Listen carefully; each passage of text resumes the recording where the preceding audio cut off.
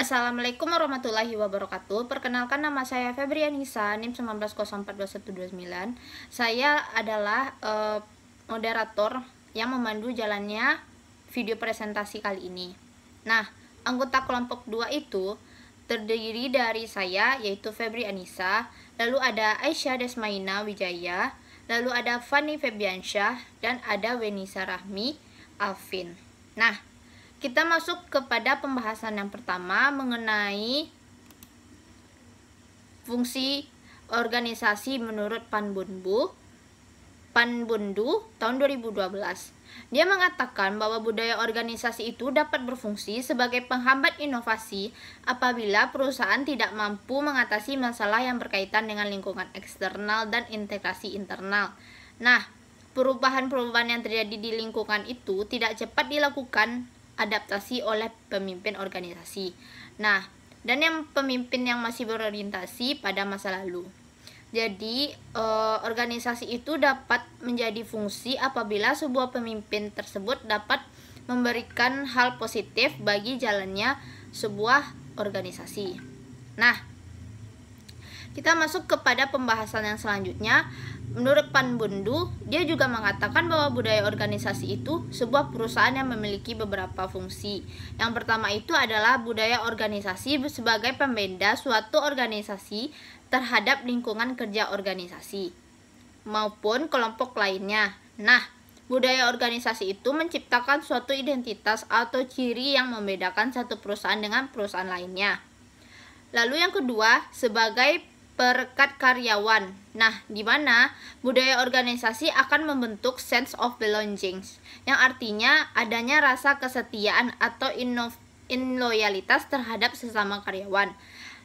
Pemahaman yang baik akan kebudayaan organisasi akan membuat karyawan lebih dekat karena persamaan visi, misi, dan tujuan bersama yang akan dicapai. Lalu budaya organisasi berfungsi sebagai alat untuk mempromosikan sistem sosial dalam lingkungan kerja yang positif dan kondusif, dan konflik serta perubahan yang dilakukan dengan efektif. Lalu, budaya organisasi itu berfungsi sebagai mekanisme kontrol. Nah, di mana budaya organisasi itu mengendalikan dan mengarahkan karyawan ke arah yang sama untuk mencapai visi, misi, dan tujuan perubahan. Lalu yang kelima, adanya sebagai integrator atau alat pemersatu subbudaya dalam organisasi dan perbedaan latar belakang budaya karyawan. Lalu yang selanjutnya, budaya organisasi itu juga membentuk perilaku karyawan. Assalamualaikum warahmatullahi wabarakatuh. Saya Aisyah Desmaina Wijaya, NIM 19042098. Baiklah, di sini saya akan melanjutkan materi tentang fungsi budaya organisasi. Yaitu yang ketujuh, budaya organisasi juga berfungsi sebagai sarana atau cara untuk memecahkan masalah perusahaan seperti adaptasi lingkungan. Yang kedelapan, budaya organisasi berfungsi sebagai acuan dalam menyusun perencanaan seperti perencanaan pemasaran, segmentasi pasar, dan penentuan positioning. Yang kesembilan, budaya organisasi dapat berfungsi sebagai alat komunikasi antar anggota perusahaan atau organisasi, misalnya antara karyawan dengan pemimpin dan sesama anggota perusahaan. Selanjutnya, 10. Penghambat inovasi. Budaya organisasi tidak selalu memberikan unsur positif bagi perusahaan. Selanjutnya, menurut Robin, fungsi utama dari budaya organisasi adalah yang pertama, budaya organisasi berfungsi sebagai pembeda yang jelas terhadap satu organisasi dengan organisasi yang lain. Yang kedua, budaya organisasi membawa suatu rasa identitas bagi anggota-anggota organisasi. Yang ketiga, budaya organisasi mempermudah timbulnya komitmen pada sesuatu yang lebih luas daripada kepentingan individual seseorang. Selanjutnya, yang ketiga, budaya organisasi merupakan perekat sosial yang membantu mempersatukan organisasi dengan membentuk sikap serta perilaku karyawan. Yang keempat, budaya organisasi berfungsi sebagai mekanisme pembuat makna dan kendali yang membentuk sikap serta perilaku karyawan. Selanjutnya, saya kembalikan kepada moderator. Menurut Cameron dan Quinn dalam Rangkuti 2011 membagi 4 dimensi menjadi tipologi budaya organisasi, yaitu yang pertama, Tipe budaya kekeluargaan atau clan culture. Tipe kultur kekeluargaan adalah budaya organisasi di mana perusahaan memiliki karakter kekeluargaan, terdapat lingkungan yang dapat mengatur dengan baik perusahaan melalui teamwork dan pengembangan SDM serta memperlakukan konsumen sebagai rekanan. Tugas utama dari manajemen adalah mengendalikan dan membina karyawan sehingga memudahkan mereka untuk berpartisipasi. Yang kedua, tipe budaya kreatif atau other creative culture. Tipe kultur kreatif adalah budaya organisasi yang menuntut inovasi dan inisiatif serta menciptakan produk baru dan jasa untuk mengantisipasi dan persiapan kebutuhan di masa depan. Tugas utama dari manajemen adalah untuk mendukung terciptanya semangat kewirausahaan dan kreativitas. Yang ketiga, tipe budaya persaingan atau market culture. Tipe kultur persaingan adalah budaya organisasi yang memiliki asumsi budaya pasar yang tidak ramah, kompetitif, serta dicirikan dengan tempat kerja yang berorientasi pada hasil. Pemimpin yang efektif adalah pemimpin yang keras hati, suka bekerja keras dan gesit.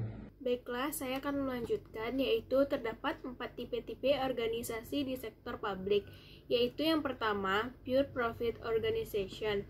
Tujuan organisasi ini adalah menyediakan atau menjual barang atau jasa dengan maksud utama untuk memperoleh laba sebanyak-banyaknya, sehingga bisa dinikmati oleh para pemilik.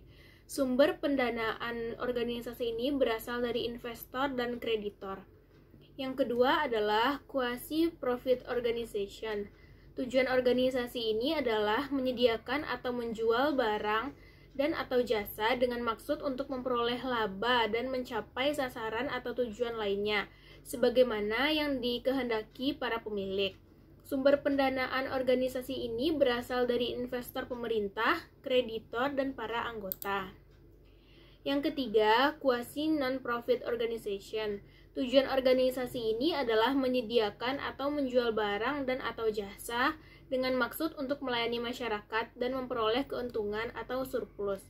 Sumber pendanaan organisasi ini berasal dari investor pemerintah, investor swasta, dan kreditor. Dan yang keempat, ada Pure Non-Profit Organization. Tujuan organisasi ini adalah menyediakan atau menjual barang dan atau jasa dengan maksud untuk melayani dan meningkatkan kesejahteraan masyarakat.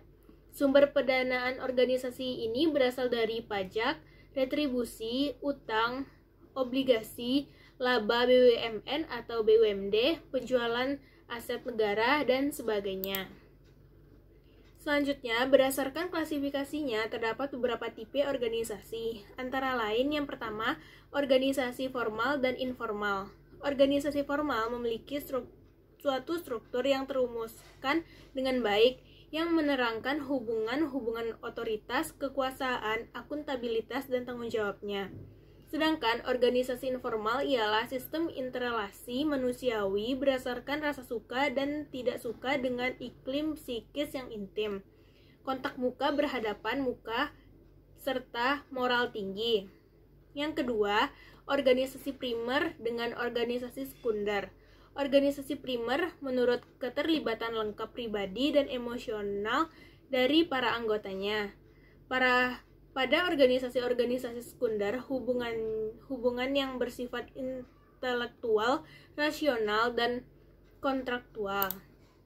Selanjutnya yaitu organisasi-organisasi yang diklasifikasikan berdasarkan sasaran. Setiap organisasi dibentuk untuk mencapai tujuan berdasarkan sasaran-sasaran atau kepentingan tertentu, yang secara luas dapat dirumuskan antara lain untuk memuaskan kebutuhan, keinginan, atau sasaran-sasaran para anggotanya. Berdasarkan hal tersebut, organisasi dapat diklasifikasikan sesuai dengan sarana khusus para anggotanya yang berusaha dipenuhi olehnya. Nah, sekian video presentasi yang dapat kami sampaikan kali ini. Mohon maaf apabila ada kesalahan. Assalamualaikum warahmatullahi wabarakatuh.